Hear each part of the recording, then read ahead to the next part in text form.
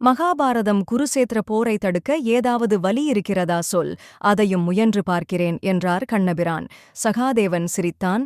தர்மத்தை நிலைநாட்ட ஒரு குருக்ஷேத்திர போரை உருவாக்கவே கண்ணன் தூது செல்கிறான் என்பதை அவனது ஆரூட சாஸ்திர அறிவால் ஊகிக்க முடிந்தது. பாஞ்சாலி, நீங்கள் அனைவரும் என் மீது ஆணையிட்டுத்தான் சபதங்கள் செய்திருக்கிறீர்கள். அதை நிறைவேற்றுவதில் உங்களைவிட என் பொறுப்புதான் அதிகம். அவை நிச்சயம் நிறைவேறும். எப்படி என்று மட்டும் இப்போது கேட்காதே. நம்பிக்கையோடு பொறுத்திரு. நான் சகதேவனைக் கண்டுவிட்டு நாளை ஹஸ்தினாபுரம் புறப்படுகிறேன் எனக் கூறி சகதேவன் குடில் நோக்கிப் புறப்பட்டான் கண்ணன். அங்கே அமைதியாக ஜோதிடச் சுவடிகளை ஆராய்ந்து கொண்டிருந்த சகதேவன் கண்ணனைக் கண்டதும் பணிந்து வரவேற்றான். சகதேவா, இந்த உலகில் அமைதியை நிலைநாட்டுவதற்காக நான் நாளை ஹஸ்தினாபுரம் செல்கிறேன். அதற்காக எல்லா உபாயங்களையும் கையாளப் போகிறேன். நீ சாஸ்திர வல்லுனன், சிறந்த அறிவாளி, அமைதியை விரும்புபவன். போரைத் தடுக்க ஏதாவது வழியிருக்கிறதா சொல். அதையும் முயன்று பார்க்கிறேன் என்றான் கண்ணபிரான். சகதேவன் சிரித்தான். போர் வராமல் தடுக்கத்தானே உபாயம் தேடுகிறாய்? நல்லதொரு உபாயம் உண்டு, சொல்கிறேன், செய்ய முடியுமா பார் என்று ஆரம்பித்தான் சகதேவன். தர்மத்தை நிலைநாட்ட ஒரு குருக்ஷேத்திர போரை உருவாக்கவே கண்ணன் தூது செல்கிறான் என்பதை அவனது ஆரூட சாஸ்திர அறிவால் ஊகிக்க முடிந்தது. அதனால் அவன் வேடிக்கையான வழி ஒன்றை சொன்னான். கண்ணா, கேள். அர்ஜுனன் வில்லை ஒடித்து பீமன் கையில் உள்ள கதையை முறித்து பாஞ்சாலி கூந்தலை அறுத்துவிட்டு கர்ணனுக்கு முடிசூட்டிவிட்டு எல்லாவற்றுக்கும் மேலாக நீ அஸ்தினாபுரத்துக்கு தூது போக முடியாமல் நான் உன்னை கட்டி போட்டாள். போரை நிச்சயம் தடுக்கலாம் என்றான் சகதேவன். கண்ணன் உரக்கச் சிரித்தான். என்னை கட்டுவதா? எப்படி முடியும் சதேவா என்றான். ஏன் முடியாது என்று எதிர் சவால் விட்டான் சதேவன். அந்தக் கணமே பல்லாயிரம் கண்ணனாக வடிவெடுத்து மண்டபம் எங்கும் வியாபித்தான் ஸ்ரீகிருஷ்ணன். பார்த்த பரவெளியெல்லாம் கிருஷ்ணனாகத் தோன்றியது. இத்தனை பரிமாணங்களையும் எப்படி கட்டுவது? சகதேவன் கலங்கவில்லை. பத்மாசனத்தில் அமர்ந்தான், கண்களை மூடினான்.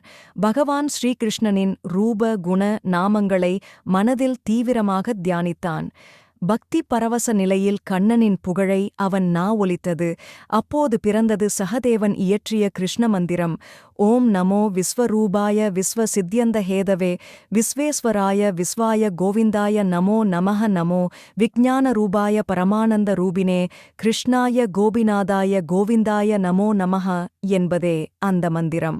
சகதேவன் மந்திரத்தை உச்சரிக்க கண்ணன் எடுத்த வடிவங்கள் ஒவ்வொன்றாய் கலந்து ஒன்றோடொன்று இணைந்து ஒரே கண்ணனாகி அவனும் சகதேவனின் இதயத்துக்குள்ளே கட்டுண்டான். சகதேவா, நீ வென்றுவிட்டாய். என் தாய் என்னை உரலில் கட்டினாள். பிருந்தாவன கோபியர் கட்டுத்தறியில் கட்டினார்கள். நீயோ இதயத்தில் கட்டிவிட்டாய். பக்தியினால் கடவுளையும் கட்ட முடியும் என்று காட்டிவிட்டாய். போதும், என் கட்டுக்களை அவிழ்த்து என்னை போகவிடு என்று கூறினான் கண்ணன். இப்போது சகதேவன் பேரம் பேசினான். கட்டுக்களை அவிழ்த்து விடுவதானால் எனக்கு ஒரு வரம் கொடு என்றான். கேள், தருகிறேன் என்றான் கண்ணன். பாரதப் போரில் குந்தி புத்திரர்களான எங்கள் ஐவரையும் காப்பாற்றுவதாக வரம் கொடு என்றான் சகதேவன். கண்ணன் மீண்டும் உரக்கச் சிரித்தான். சகதேவா, சற்று அவகாசம் தருகிறேன்.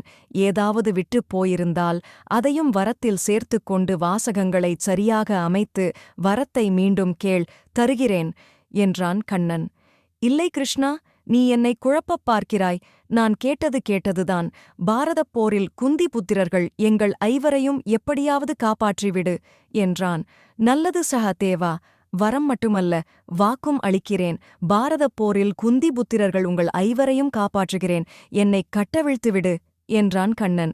சகதேவன் தியான நிலையைக் கலைத்து கண்ணனை கட்டவிழ்த்தான். கர்ணனோடு சேர்ந்து குந்திக்கு 6 புதல்வர்கள் என்பதை அறியாமல் குந்திபுத்திரர்கள் ஐவரை மட்டும் காப்பாற்று என வரம் கேட்டுவிட்டானே சகதேவன்.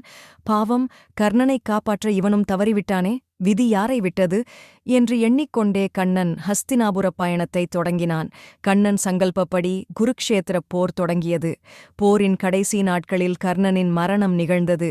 அப்போது அவனுக்குக் கொடுத்த வாக்கின்படி யுத்த பூமியில் வந்து தன் மகன் கர்ணனை மடிமீது கிடத்தி, மகனே என்று கதறி அழுதாள் குந்தி. அப்போதுதான் பாண்டவர்களுக்கு கர்ணன் தங்கள் சகோதரன் என்பது தெரிந்தது. அனைவரும் கதறினர். சகதேவனின் நினைவலைகள் பின்னே சுழன்றன.